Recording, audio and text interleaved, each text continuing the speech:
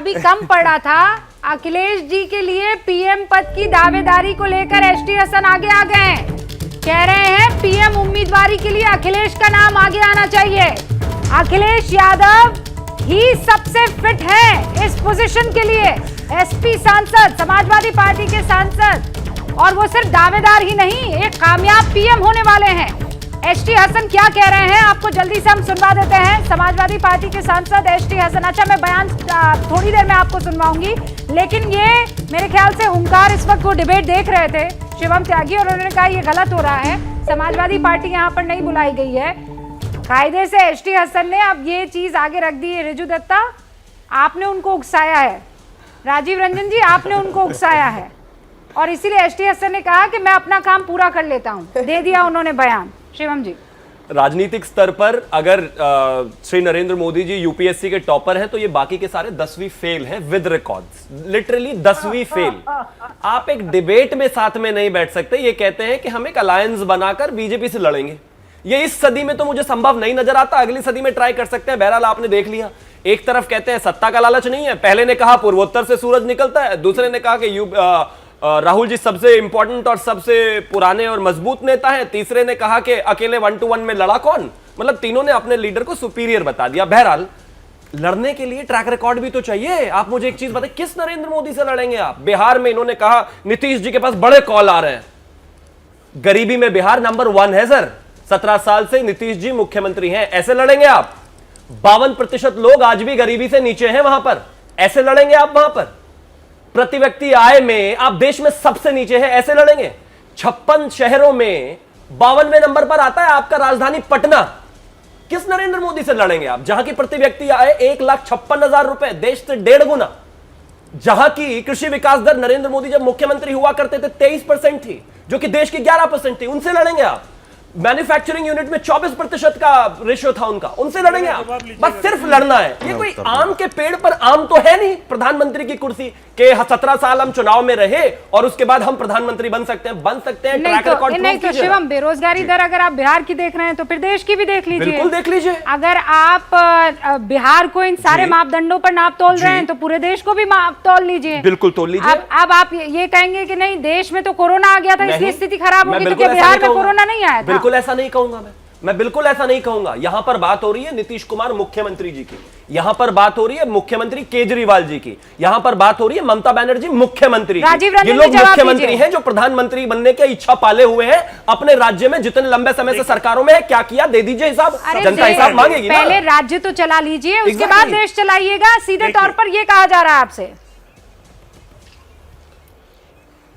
देखिए, सबसे पहली बात तो यह है कि शिवम त्यागी जी को शायद उस सरकार को कोसना पड़ रहा है जिसमें 3 साल को छोड़कर इनके दल का साथ उस गठबंधन को मिला है।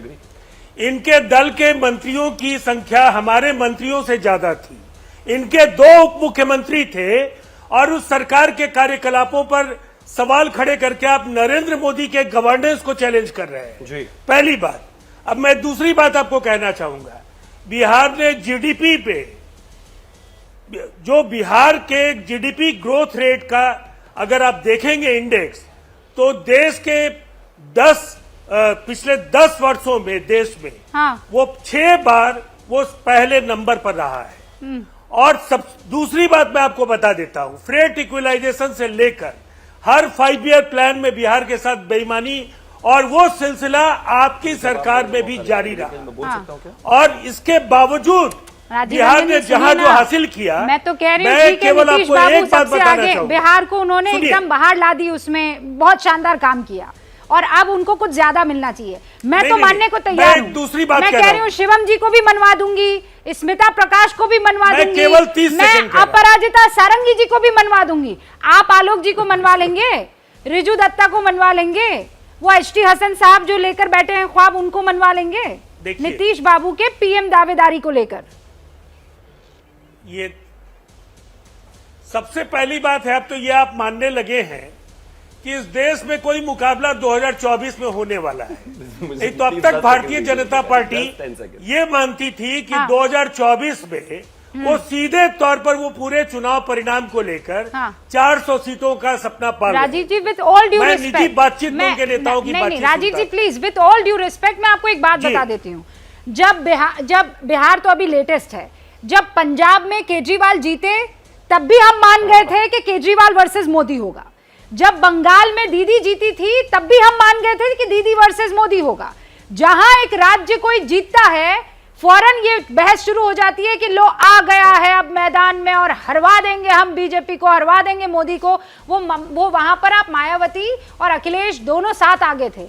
क्या हश्र हुआ था अभी मैं आपको ग्राफिक्स के जरिए समझा दूंगी। आंकड़े जो है मैं चाहूंगी मेरे टीम के लोग जो है आपको स्क्रीन पर दिखाए क्या हश्र हुआ था जब दोनों साथ आए थे, भतीजा और बुआ। आज चाचा और भतीजा साथ है। शिवम कुछ कहना चाह रहे हैं? मैं बस इतना कहना चाहता हूं आपसे कि आप जो ये सारी चीजें कर रहे हैं, ये कह रहे हैं कि शिवम त्यागी को अपनी ही सरकार को कोसना पड़ रहा है जो इसका हिस्सा था।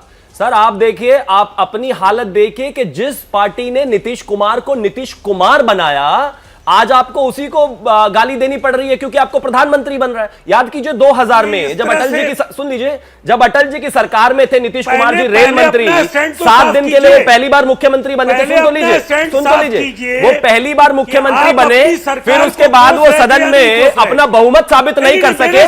अटल जी ने फिर भी उनको कृषि मंत्री बनाया। 2005 में जॉर्ज, लड़ना नहीं है, 2005 में जॉर्ज फर्नांडिस और शरद यादव जी को ना मानते हुए आपके साथ चुनाव लड़के नीतीश जी को मुख्यमंत्री बनाया। नहीं, मैं आपको 15 में बनाया। अच्छा, आलोक जी कुछ कहना चाह रहे हैं? मैं आलोक जी आपको बताऊं, राजीव रंजन जी, गाली देने से काम नहीं चल।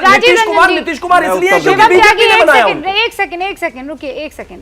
एचटी हसन का बयान हमारे पास आ गया है, वो शानदार बयान है भाई, हमको सुनना चाहिए और हम सबको सहिष्णु बनना चाहिए इस मामले में। कोई भी इस देश में लोकतांत्रिक व्यवस्था है, ये मन बना सकता है और ये तय कर सकता है कि वो अगला चुनाव लड़ता है कि नहीं लड़ता है। लेकिन आलोक जी उससे पहले एचटी हसन साहब का ये बयान सुन लेते हैं। सुन लीजिए, इस वक्त की बड़ी खबर है। जैसे ही घड़ी का काटा दोपहर 2:30 पे आए, बबीता जी का दिल सास बहू साजिश के लिए मचल जाए। और ये है इनकी बहू, पूरे दिन ऑफिस की टेंशन हो जाए गॉन जब ये करें अपना फेवरेट शो फ्री टाइम पे ऑन। इनकी तरह आप भी देखिए अपना फेवरेट शो अपने टाइम पर और डाउनलोड कीजिए एबीपी लाइव ऐप अपने स्मार्ट टीवी पर।